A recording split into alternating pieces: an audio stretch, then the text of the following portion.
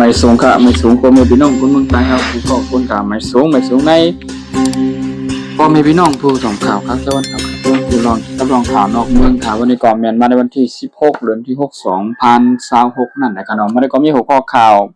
เกี่ยวกับเรื่องทางเมืองยูเครนในรัสเซียนะครับอะไรเป็นปังเพื่อการแทงใส่หมักข่าวแห้งยื้อใส่กันในเมืองหลงนะครับเนาะเกี่ยวกับเรื่องข่าวของเขาเนี่ยก็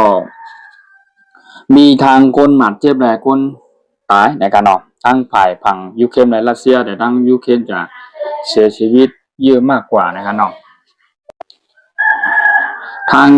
างรัสเซียเนี่ยก็เลยมีการโทษนะซึ่งเปิดเอ็นแห้งเลยยื้อมากลงใส่ทั้งเมืองกรุงเคียฟเนี่ยของทางยูเครนนะครับนอนลงเข้าไปก็ที่เมืองทางยูเครนกรุงเคียฟเนี่ยที่เป็นหอมนั่นก็เป็นอารามเก่าเก๋ใน1,000 ปีนั่นนะครับนอนก็ได้หมากอันที่ได้ยื้อเขาก็เป็นหลายสิบลูกนะครับทั้งโดรนและทั้งขีปนาวุธนะครับของรัสเซียไหลตกลงกว่าให้ไทยเฮินโกนและก้นก็ไหลตายแล้วก็ลวดกาก็ไหลพังยับหมดนะครับเนาะแล้วก็ก้นอันไหลเสียงกามกว่าก็มีอยู่4ก้อนะครับเนาะอันไหลบาดเจ็บก็23ก้อนะครับเนาะที่ในเมืองหลวงของกรุงเคียฟที่อารามหอเก่านั่นกันเนาะกรรมกรรมได้มีภายทั้งเจ้าหน้าที่ผู้มีเป็นพรเขาและมาลาดออกว่ามีทั้งรถกาก็ไหลก่อยน้ำแล้วก็มีทั้งรถไฟฟ้านะครับเนาะรถไฟเนี่ยก็ไหลลูกพังกาบพองนะครับสายไฟฟ้าอันอยู่ในหลุดใจไฟในเมืองก็มีในรับกว่าทั้งเมืองในภาคเมืองกรุงเคียฟเมืองหลวงนั่นนะครับเนาะแล้วก็มีพี่น้องคนหวานคนเบิงไหลปลายเพนั่นก็ไหลฮับพรจ้าลงมันบางตึกยูเครนและรัสเซียน่ะแม่นอยู่ที่140,000 คนนะครับเนาะได้อ่อนกันปลายกว่าแป๊บปลายกว่าที่อันรถเพนั่นนะครับเนาะเปิดแต่ดีวีมาร์กหลงขีปนาวุธแหละทั้งโดรนของรัสเซียที่ยื้อเข้ามาในเมืองยูเครนในเมืองหลงนั่นนะครับเนาะทำให้ทางฝ่ายยูเครนก็เลยมีการตอบโต้ใส่ขึ้นที่เมืองหลวงของรัสเซียมอสโกนะครับเนาะนั่นก็เลยว่าใจหมากใจลักนาครึ่งกองกลางอันฮาวเฮงยืดโดรนใส่กว่าขึ้นนะครับเนาะตามนั้นเลยมีผู้บาดเจ็บในงานที่ผังเมืองรัสเซียก็เลยเสียง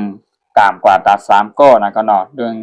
เกี่ยวกับเรื่องข่าวนอกเมืองนะทางยูเครนในรัสเซียนั่นน่ะก็เลยว่าเป็นปางตึกอันยื้อกันมาฮาวแฮงปอนานหลายปีแล้วในกำในมาเป็นปางตึกกันแทงกำในก็ตึกป่วนมาหมกอาทิตย์2อาทิตย์ในไปตั้งถึงดีกันเอาและมีการเปิดนัดซึกโทนัดซึกจูยื้อกันแทงกำหนึ่งเลยว่าเป็นข่าวเงาหรือว่าเงาลายบ่เคยเข้มเกี่ยวกับเรื่องนอกเมืองหรือว่าเมืองรัสเซียและยูเครนนั่นในกันเนาะและเป็นปางตึกกันฮาวแฮงใจหมากใจโทนยื้อใส่ถล่มกันในกันเนาะว่าเป็นกลางคืนกลางวันในเพราะว่าหมากในเพราะว่าอะไรเข้ามาตัวสกัดตัวยื้อมันเพราะว่าเหมลายตับอะไรเนี่ยก็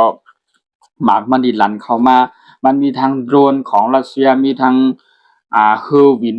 ลบฝ่ายตึกเหนือกลางหาวเนี่ยมันขีปนาวุธลูกที่เมืองรัสเซียนี่ยื้อในฐานทัพหรือในตับนั้นยื้อขึ้นมาตกในเมืองกรุงเคียฟหรือว่าเมืองหลวงของยูเครนนั่นในกันเนาะเป้าหมายตั้งยังที่รัสเซียยื้อเข้ามาแล้วก็ให้กัดตกลงใส่ที่เป็นเป็นหอมนั่นก็เป็นที่เคลื่อนอันเก่าเก๋ในภายในกรุงเทพเมืองหลวงที่มีชื่อเสียงห้างวัน 1,000 ปีนั่นในกันเนาะเฮ็ดให้คนไหลดูหมาดเจี๊ยบเลยสิ่งอาซักใส่ใจกว่านะครับกูเจอกูเมียวไหลมีพรจ้าลงมันต่อเมืองยูเครนนั่นก็รัสเซียก็เนี่ยตบโต้เหมือนกันในกันเนาะเกี่ยวกับเรื่องข่าว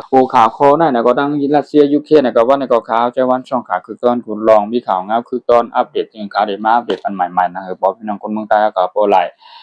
กว่าทอมข่าวทอมเงาคือต้มยำตันนั่นในการนอนยิน